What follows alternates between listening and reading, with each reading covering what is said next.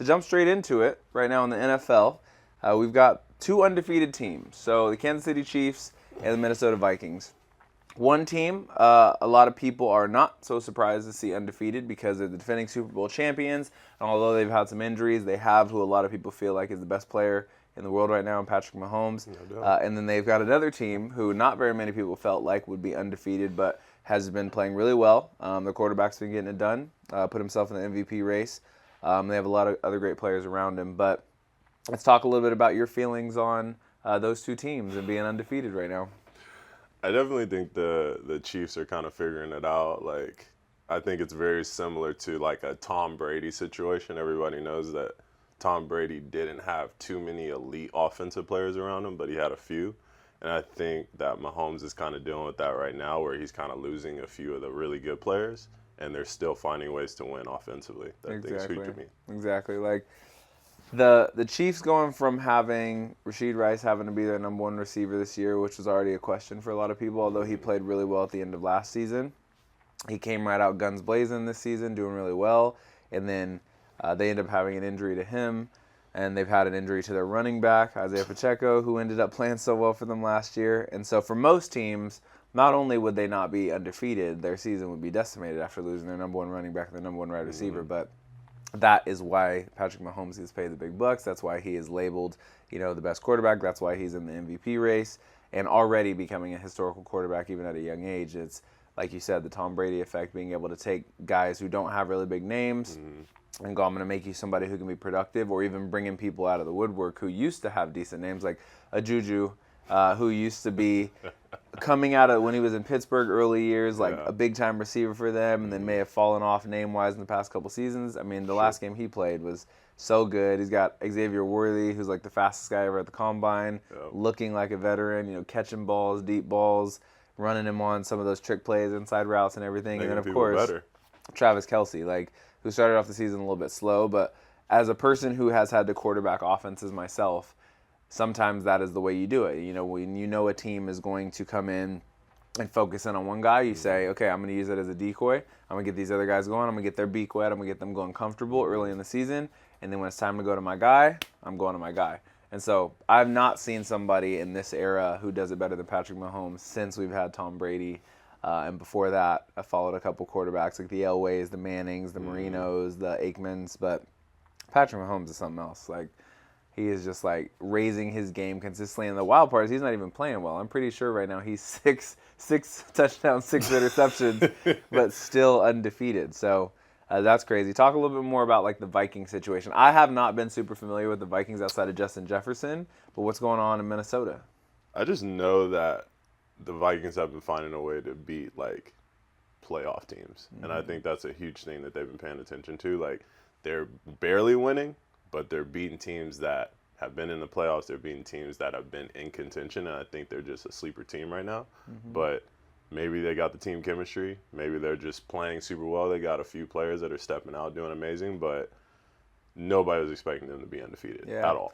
What's your feeling on going undefeated? Again, everybody, every year, if there's a team who goes 3-0, they're talking about this whole concept of undefeated. It hasn't been done since the Dolphins, so many years ago, in the 70s, I believe it was. But going undefeated in today's day and age, I'm not going to say it's not realistic. It just hasn't happened, right? You got close with the Patriots when they had Randy Moss, but haven't gone undefeated. But if it's you, if you're a head coach of a team, if you're a top player on a team, do you even want to go undefeated? For you, what's your feeling? Period, you want to go undefeated. There's nobody who does not want to go undefeated. The problem is that you don't want to do it like the Patriots did against the Giants, where they went undefeated, went all the way to the Super Bowl, and then they freaking lost. Yeah. So, and I think that was the helmet catch? Exactly. Exactly. The helmet catch by, I think, David Tyree. But if you can, then push for it, right? Then push for history. But I think ideally, especially since it's the NFL, we're not talking about college football where there's fewer games. You want to lose 1 or 2 so you find what your weaknesses are, and then you can go into the playoffs and then make that run in the playoffs. In college football, it's a different conversation. You want to go undefeated in college football. Yeah. For me, I share the same sentiment. I think for me, I'd like to see undefeated if I'm a player, if I'm a coach, because you break history, right? Nobody's done it since blah, blah, blah. our team was unblemished. It's such a like bragging right type of situation, but there is some reality to like grown men who play pro sports, like getting comfortable, right? Like you start getting that rhythm, you start getting that flow. Oh, we're unbeatable. Nobody can beat us. Nobody can beat us. And you see that's happening in college too. When they came out with that Tim Tebow deal, the Florida Gators deal online, same type of situation. They're crushing everybody. They're trying to go undefeated, and then you lose at the wrong time. So trying to go undefeated doesn't necessarily open you up to losing at the wrong time. It's the comfort of being undefeated that might open some people up that way. So I say go for it if you can. But if you had to say which one of these teams is going to lose first, Kansas City Chiefs or Minnesota Vikings? I think the Vikings will lose first. Yeah. It's so tough because the Chiefs are shorthanded, right? They don't have their number one wide receiver. They don't have their number one running back. But NFL, more so than any other league, is a next man up league, right? And so new guys get new life. Nobody's had video on their new running back since back when he was playing for the Chiefs before, right? Like they're playing with the Browns. So you have a scenario where sometimes a negative can work out to being a positive, because now if Rashid Rice is to come back, I think I heard yesterday that the ideal, you don't want to tear any ligaments in your leg, but the ideal ligament to be able to return sooner is the one that seems to be torn. And then so this LCL, which I've never which heard is not of the before. ACL or the MCL. So I've never heard. Have you ever heard of an LCL? yeah, it's like a lateral ligament. So it's within the knee, but it's not as not the detrimental to you being able to meniscus, cut and move and that kind of thing. So you don't want anything torn in your knee, but if something's going to be torn, you'd like to have that torn. So you'd rather have anything torn but an ACL, period. Yeah. MCL, meniscus, LCL. This is actually the first time I've heard an LCL injury. I don't even know what that is. Yeah. I was like, because you always hear about an MCL or a meniscus. So that's the most we'll prevalent. probably come back soon. It's the lateral ligament. We'll see. It's and so many people's bodies are different, right? Like Aaron Rodgers, for example. I think everybody expected his Achilles injury to take like a year and a half or a year, and then he was back in like 5 months, on the field throwing the ball type situation. That's a bit crazy too. Yeah. But I mean, kind of to a certain extent, you can get it. What you'll notice is that when the lower body injuries happen, at least with the NFL players, they're back faster than what you say like an NBA player, because NBA players have to jump, right, and NFL players don't, right. So a little bit different, right. So we'll see what happens with these teams, but then also looking at the Jets situation recently, speaking of Aaron Rodgers, the Jets just fired their coach, Robert Saleh. So very unexpected throughout the league. I don't think anybody had seen that coming. The Jets have never fired a coach in the middle of a season. But it just shows you, one, what can happen if you have a brand name quarterback or a brand name player and you're not producing well. And then two, where we are in the current days of society in reference to coaches. So we were just talking about this last night with the NBA, which we'll get to, but you look at a situation with the Lakers where like Darvin Ham literally won the in-season tournament last year as a head coach, and then by the end of the season he's fired. Give him the boot. And you look at Robert Saleh, who is just, were we 5 games into the season? Literally. 5 games into the season, and you are not catching stride with the guy who didn't even play last year. Trying to get back in rhythm, trying to catch a flow, and you're out. So we're not in the mix. We're not there. That could be, simply based on the record. It could be the ownership feels like you're squandering the last couple of years of Aaron Rodgers. It could be a disagreement between the top players and the head coach. It could be that actually the coach has lost the team. You never know what the situation is, but what's your feeling on the firing of a head coach mid-season and specifically in this situation? The only way that I see you fire somebody in the middle of the season is if you absolutely think that you can turn the team around during that point by even bringing in a new coach. Right. Like, otherwise, you might as well keep him through the end. But also on the other side, like, I think his record was like 20-36 or something. Like, the Jets haven't been playing amazingly. Right. But I did hear that he was a very good, like, a top defensive coach. But offensively, he was kind of nowhere to be found, which was why I'm thinking that him and Aaron Rodgers ended up butting heads. So, but I'm still not a fan of it. Like, it's got to be pretty bad for you to be like, all right, I'm going to give you the boot midseason. Yeah. And to me, there just has to be a clear new route. And that's the thing we seem to be getting into in professional sports. And when I say we seem to, I'm bringing up 2 or 3 pieces of sample size. So I'm not going like super deep into sample size, but the trigger is so quick for people to make changes now, where if you look 30 years ago, Instantly. you held with it, right? A coach was Yeah. a coach of a franchise, whether the franchise was winning or in between or lower. And you could say that's because there was less options, that's because there was less coaches, that's because there was less social media, that's because there was less demand for change, whatever. Yeah. There's so much pressure from all these angles now. Like if you're an owner, you have the fans, pressuring you. We need to be winning. Get a Every new day. coach. Get a new this. Get a new that. You have people within the organization pressuring you, not to mention what people are facing at home. So it's challenging. And if there's anybody who's a believer in, like, if you're going to do your job, you need to do it at a high level, it's me. Like, I don't believe you should be able to maintain a job if you have a losing record. I don't care what your personnel in your roster are. To me, I'm in that camp. However, like, the concept of mid-season is challenging because having been a person who's played on teams, when you go through a training camp and you get in rhythm with a coach and you get in rhythm with a team, and in the middle of the season you switch it, the percentages and chances of you switching out of that, unless you're bringing in somebody legendary, Slim. are small. Like, and so you're not, so far, they're not bringing in Bill Belichick. They're not like making a big splash like, hey, let's bring in somebody who's won or proven that they can do this.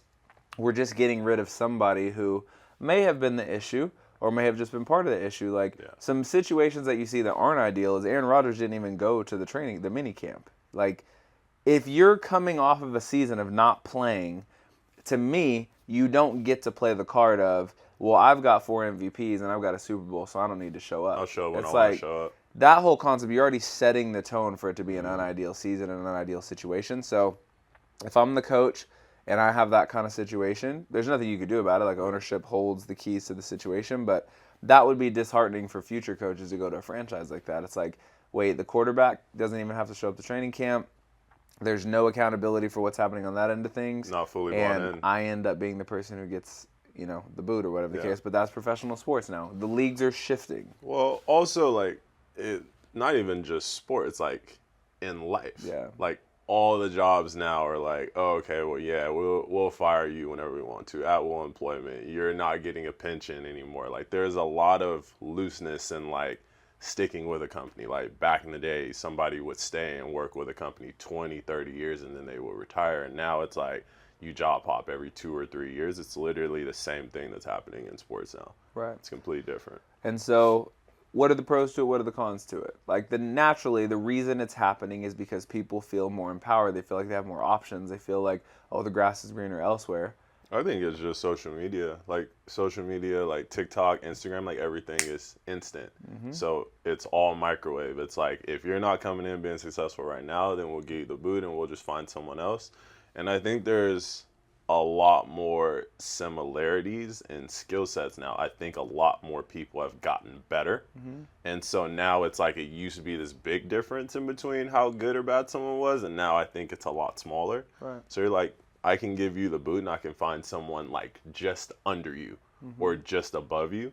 And so I think that's like kind of a downfall, but also I think a benefit is financially. Like, people move around and they end up in a financial situation where it's better than it was before, and they can make more money. But I don't know. I still like the sticking with one place if you can. Yeah, no doubt. All right, so MVP race in the NFL, it's always quarterbacks right in the mix, but this year you have an interesting scenario. Derrick Henry, who's made a transition. They started off with one game against the Chiefs where it didn't run well, didn't go well, and since then they've been on a tear. The Ravens have just been crushing it. So in that mix, you've got Derrick Henry, you've got Patrick Mahomes, even though his stats haven't been his best.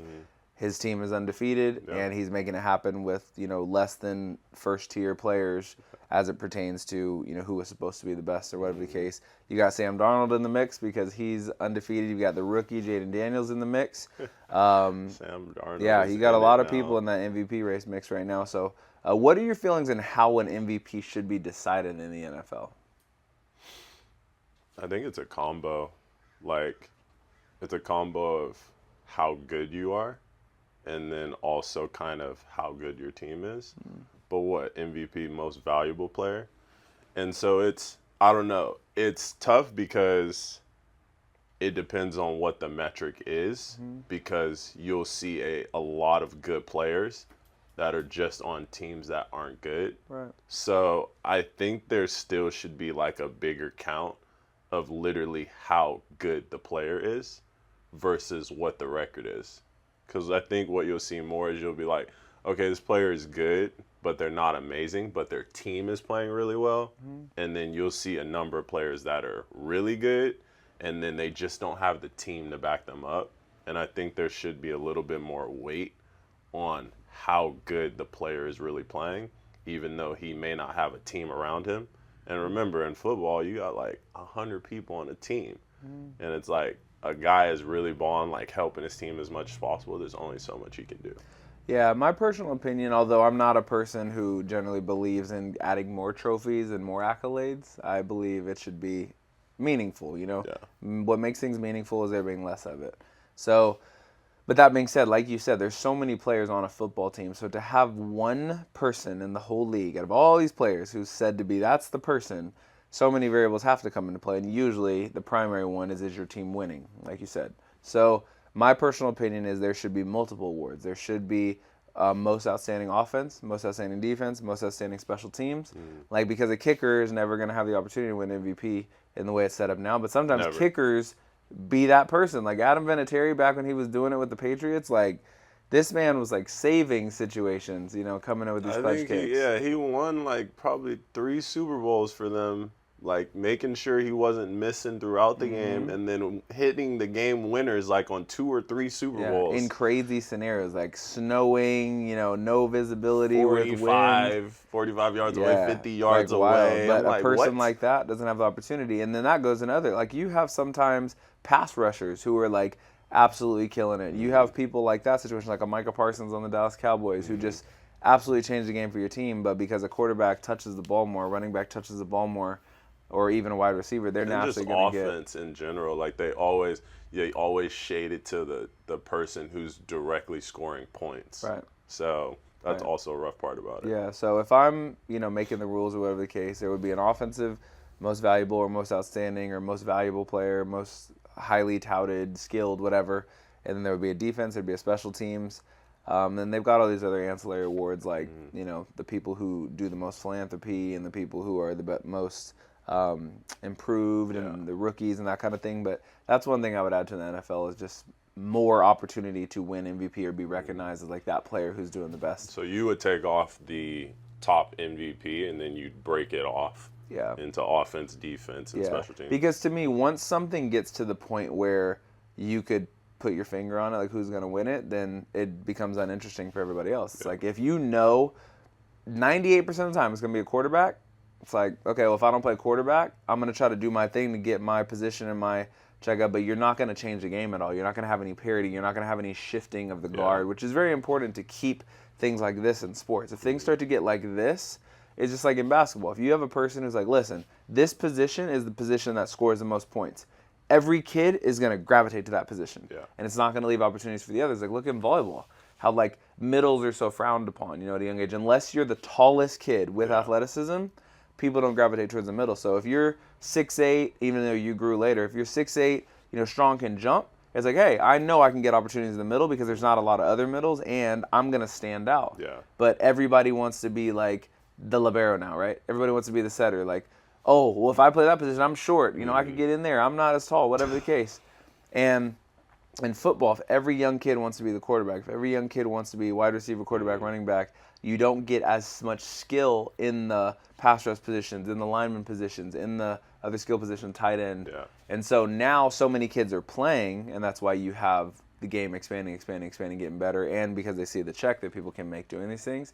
But eventually you're going to run into an issue where everybody wants to do one thing, and that doesn't have the ability to create more jobs. You lose, and you're losing skill in other positions that you need to have. Exactly. Everybody can't be QB. Exactly. So transitioning that, MVP, if you were to pick an MVP right now, name your number 2. So I believe this is like my second choice, and this is my number 1 choice. I still like Lamar Jackson. Yeah? Yeah, I'm going Lamar Jackson and Mahomes. Okay. Obviously, we're going QBs, but I don't know. I've always been a fan of Lamar Jackson, like the way he plays, like the way he moves around.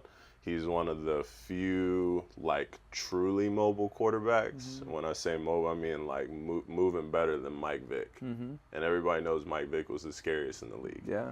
Moving better than Mike Vick, but now very good sitting in the pocket and throwing as well, which is why I'm a fan of him. Yeah, he's improved a lot. For me, I would say Patrick Mahomes is my number 2.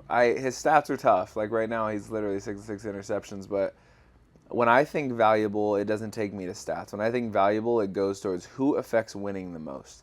And this guy is just like proving it. You know, it doesn't matter the scenario he gets put in. It doesn't matter how much he's up, how much he's down. Like there's an aura that's building in the league of like, don't get Mahomes. You know, it's turning into a verb. Like at the end of the game, if it's fourth quarter, you're down by 10. That ain't enough. You know, that's not enough of a gap. So he's probably the second person I'd put. And number 1 right now, I'd actually give it to Lamar Jackson as well. You know, I think I'm more of a Patrick Mahomes fan. I do believe the Chiefs have the number over the Ravens more so, but Lamar Jackson has improved so much. He's so athletic. He's like really expanded the way the game can be played, and he's opened up more opportunities for his team. Like the Ravens have a good defense, but they wouldn't be a top tier team without him, and the Chiefs wouldn't be a top tier team without Patrick Mahomes. And to me, that's where like most valuable comes from. So we shall see how it goes. I'd like it to be Dak Prescott one day, but Cowboys got to get over the hump. You got to do your work. Yeah. Cowboys got Dallas. they got to get over the hump. It's tough on us being Cowboys fans to the point where every year I consider not being a Cowboys fan, but it's where I was born and raised. I got to stay tried and true. I'll never change. Yeah. I'll never change. I got to stay. But, man, they need to, like, turn the page and figure get it back out. to, at least get back to, like, an NFC championship. Just win playoff game. They're playing.